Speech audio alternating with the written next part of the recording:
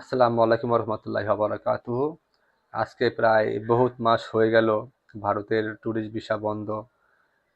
কোনোভাবেই খুলছে না।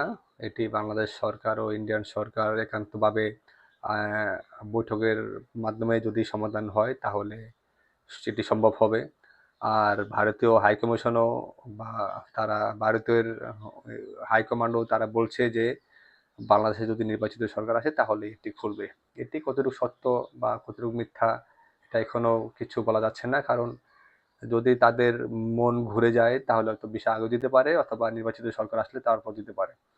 ট্যুরিস্ট ভিসায় যে ক্ষতি বাংলাদেশে তাও না, ইন্ডিয়াতেও অনেক ক্ষতি হচ্ছে বা ক্ষতি হয়ে যাচ্ছে। যেমন এই যে কলকাতা, আমরা যারা ট্যুরিস্ট ভিসায় ইন্ডিয়াতে যাই মূলত তারা কলকাতাতেই থাকতে স্বাচ্ছন্দ্য বোধ করি।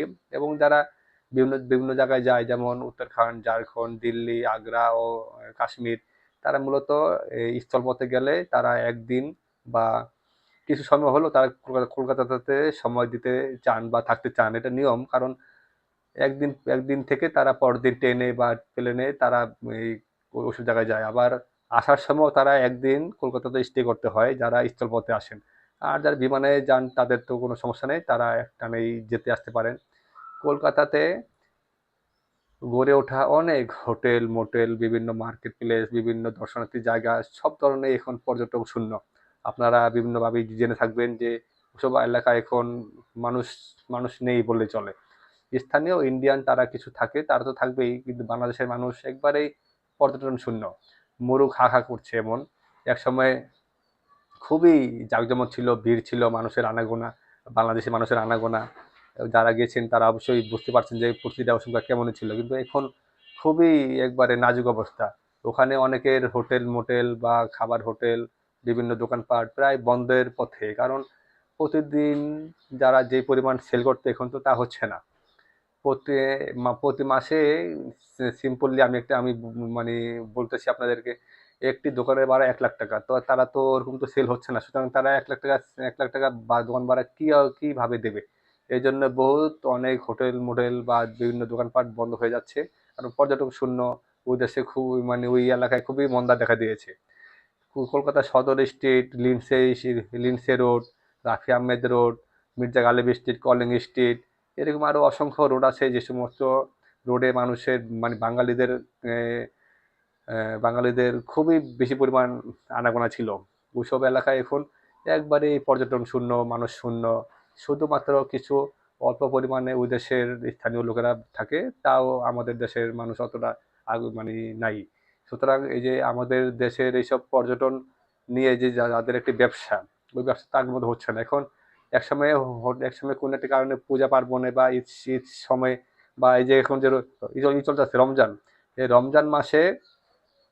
রমজান মাসে যারা মার্কেটিং করতে যায় কলকাতা, তাদের জন্য তো একবারে এই হোটেল পাওয়াটাই খুবই দুষ্কর হয়ে গিয়েছিল বা দুষ্কর হয়ে যায়। আর হোটেল পাওয়া যায় না এরকম। কিন্তু আর এবার মানে হোটেল তো একবারই ফাঁকা। 4 তলা 5 তলা বিল্ডিংয়ে মাত্র 2-3টি রুম হয়তো ভাড়া আছে, আর বাকি সবগুলো রুমই আপনার খালি পড়ে থাকে এরকম। সুতরাং ওই দেশের যারা ব্যবসায়ী, আমি তো মানে ইন্ডিয়াতে খবর রাখি বা ভারতীয় বিষয় সম্বন্ধে খবর রাখি, যা জানি আপনাদেরকে জানানোর চেষ্টা করি।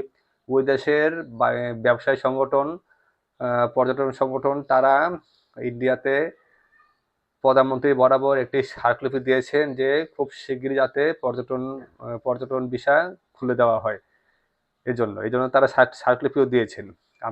আমি এটা জানতে পেরেছি কোনো একটা মাধ্যম থেকে, কোনো একটা লিঙ্ক থেকে। এই জন্য আপনাকে বলছি যে তাদের তো সমস্যা বেশি, তারাও এটা নিয়ে খুবই উদ্বিগ্ন। এবং তারা এটা নিয়েও খুব কাজ করছে যে এইভাবে তো চলতে পারে না একটি দেশ বা একটি এই রাষ্ট্র। সুতরাং তারা প্রধানমন্ত্রী দেশের নরেন্দ্র মোদী বরাবর তারা স্মারকলিপি দিয়েছেন যে খুব শিগগিরই যাতে বাংলাদেশে যাতে পর্যটন ভিসা খুলে দেওয়া হয় বা অন্যান্য আদার্স যতগুলো ভিসা আছে, medical visa, transit visa, double entry, one entry, সমস্ত ভিসা যাতে স্বাভাবিক করে দেওয়া হয়, এই জন্য তারা স্মারকলিপি দিয়েছেন। তো এতে বোঝা যায় যে তাদেরও আগ্রহ ভালো, যে তারা এগিয়ে এগিয়ে যাচ্ছে যে আমাদের উদ্দেশ্যে নেওয়ার জন্য বা ভ্রমণ করার জন্য একটি পদক্ষেপ তারা গ্রহণ করেছে। সুতরাং এই হিসাবেও যদি হয়ে যায় আগেই, যদি পর্যটন ভিসা খুলে দেয় তাহলে তো ভালো সবার জন্য।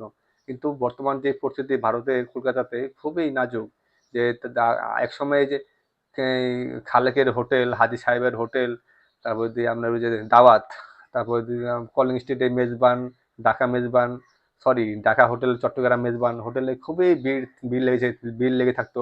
এখন সে সমস্ত হোটেলে এই খাবার হোটেলের সামনে এখন তারা ছোটখাটো পরিসরে ইফতার নিয়ে বসে আছেন বা কেউ অন্যান্য সামগ্রী নিয়ে বসে আছেন। কারণ ভাই কাস্টমার তো নেই। কাস্টমারটা মাত্র শুধু আমাদের বাংলাদেশের কাস্টমার। তাছাড়া তো আর কোনো কাস্টমার নেই। সুতরাং তারা এত টাকা ভাড়া দিয়ে তারা কেন হোটেল চালাবে বা কেন মোটর চালাবে বা কেউ অন্য দোকান দেবে? এসব সমস্যা ওই দেশেরও সমস্যা হয়ে দাঁড়িয়েছে। সুতরাং এর একটি সমাধান খুব শিগগিরই হবে, এই যা বলা যায়। তবে কিছু মহল বলে যে ভারত বলছে যে নতুন সরকার এসে আসলে পর্যটন ভিসা খুলে দেবে। সুতরাং এটুকু কতটুকু সত্য মিথ্যা এটা আমরা এখনো জানি না, বা এটা রাষ্ট্রের বিষয়। রাষ্ট্র যখন এই এগুলি বিষয়ে উদ্যোগ নেবে তখনই এগুলি সব স্বাভাবিক হয়ে যাবে। সুতরাং আর কিছুদিন ধৈর্য ধরুন আপনারা, আর একটু খবর রাখবেন আমার এই চ্যানেলে। এই চ্যানেলে সমস্ত খবরাখবর আপনারা পাবেন। সুতরাং এই চ্যানেলটি আপনারা সাবস্ক্রাইব করে রাখবেন। আসসালামু আলাইকুম রহমতুল্লাহি ওয়া বারাকাতুহু।